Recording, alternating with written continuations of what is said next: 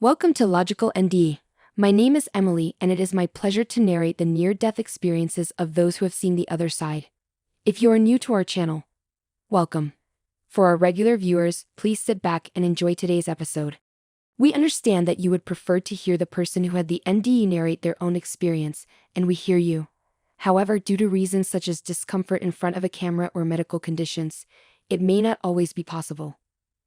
We will make an effort to have individuals share their NDE via video calls, but we also ask that we respect those who are unable to do so but still willing to share their experiences. Thank you for your understanding. This is Mary's second NDE that she sent to us to be narrated on her behalf. I was 7 months pregnant with my second child when I died again and came back to life. My husband and I were on the way to the supermarket to do the weekly food shopping. I was singing along to the radio and in a good mood. Suddenly, the seat I was sitting on was literally covered in blood. It was like someone had dumped a couple of gallons of red paint on me and the seat. I looked down and passed out. In truth, I had bled out and passed away due to placenta previa. I ruptured internally and bled out.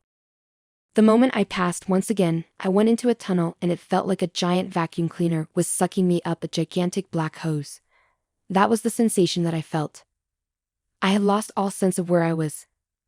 Then I was standing in front of a huge movie projection screen, and it was like being in a movie theater. I saw myself being born, and saw the pain my biological mother went through having me. I saw her abandon me on the steps of a nunnery in northern Maine, and walk away leaving me in a large basket in the freezing cold of March. And banging on the nunnery door and walking away. I saw all the foster homes that I went through while I was a baby, and I saw the abuse that had happened to me, but did not feel the pain of the abuse, the starvation, the sickness or physical abuse. I was glad I did not have to feel all of that. I just observed it as if I was watching a movie. I saw the parents that had taken me in as a foster child when I was about 2.5, and saw them taking care of me and loving me, and treating me so well and adopting me. I saw everything that happened in my life.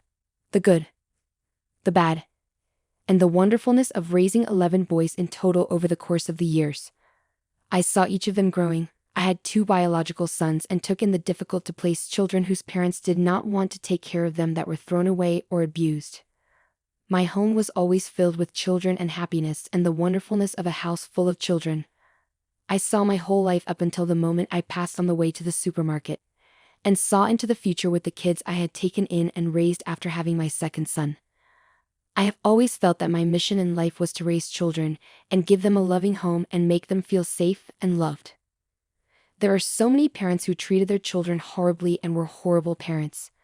I felt I could be the parent they deserved. To this day, all the boys I raised still are in contact with me and I still love them all dearly. The past life review is like watching a movie on fast forward. Anyone who you have hurt in life, you experience the hurt yourself. Every unkind, hurtful word you have said to others with the intent to cause them pain. You experience those hurtful feelings the same way as they did. That was painful because I was bullied growing up because I am deformed from rickets since I was a baby. And I fought back with words, and those hateful things I said came back to me. And I felt how it made the bullies feel. Although they were horrible to me because I was different, I was just as horrible to them. Basically, in the past life review you judge yourself. And learn what lessons you need to learn about loving and accepting people unconditionally. It is not like you arrive, and a God is sitting on a throne judging you. The judgment comes from yourself. God is pure, total love and loves people unconditionally. That is what I learned while I was clinically dead. It is my theory that when people have NDEs and say they went to hell, it is because they felt guilty for things that they have done, and they are unable to forgive themselves. So they pull away from the love of God. It is the absence of feeling God's love that is hell. That is a feeling I had. But I do not claim to know the answer to that. I got the feeling that a person's inner attitudes, fears, and intentions cause them to have hellish afterlife experiences. I also learned that if people who are in a hellish situation in the afterlife, all they must do is reach out to God and ask to be safe from that experience, and they are raised up to a high vibrational place. In the afterlife, it is all about vibrational states. All life vibrates, and vibrations cause life to happen. That is my feeling. I got the impression that people who do evil things vibrate very low. So when they pass, they go to very low vibrational places, and are surrounded with other low vibration souls, and feel low feelings of pain, anguish, despair, or hopelessness. I got a glimpse of that hellish state and was thankful I did not go there. I just observed a glimpse of it from afar. My husband drove me to the nearest hospital a block away when I passed, and ran in and screamed for help. Doctors came running out to the car and put me on a gurney and wheeled me inside. I felt being loaded onto a gurney, but at the same time I was not in my body. I was outside as if I was an observer. My husband told them I was 7 months pregnant. They tried to revive me by trying to stop the bleeding and by giving me massive transfusions, but that did not work. They tried using the paddles and that did not work either. I watched all of it as I was not in my body. I was formless and hovering up at the ceiling looking down. They immediately did surgery and opened me up when they deemed me dead. They removed my 7-month-old infant via C-section, but he was dead too. They rushed him into intensive care and were able to save him. Meanwhile, I was still dead, and back in the valley where I had gone the first time I passed away. A glowing woman which I thought of as an angel floated over to me. She was clothed in all white, and she glowed like the sun. She told me that if I did not go back my son would not live. I was given the choice to stay or go back. I chose to go back, but did not want to leave because I had been to this place already once before. It is so much more glorious than 3D life on Earth. I did not want my son to die due to me choosing to stay on the other side. I wanted him to live a full life, experience all the things he desired, and have a good life experience. I was in the morgue at the hospital and was dead. I had been pronounced dead. I started to move, and I spoke as I found myself in my body. I scared the hell out of the morgue attendant that was just getting ready to shut the drawer I was being put in, recessed in the wall. He called up to someone on the cell phone and said, "Oh my goodness, we have a live one." At the time, I remember being amused to his reaction, then I must have passed out. After that I did not remember much other than when a nurse came in and handed me my 3 pounds 1 ounce son. He was the size of a Cabbage Patch preemie doll. He was covered in hair like a baby monkey. He was so tiny I could hold him in the palm of my hand. Because he was so early, he had some developmental issues growing up, but he is doing great and is over 6 feet tall. I thank God every single day that he was revived, and that I lived. We were destined to be mother and son in this lifetime. That is all I remember of my second NDE.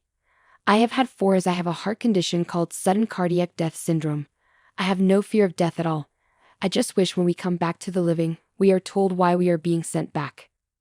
That happens often, that people are told they must return to life because there are things that our soul wants to experience or things to learn. I wished I came back with instructions of what I am supposed to be back for.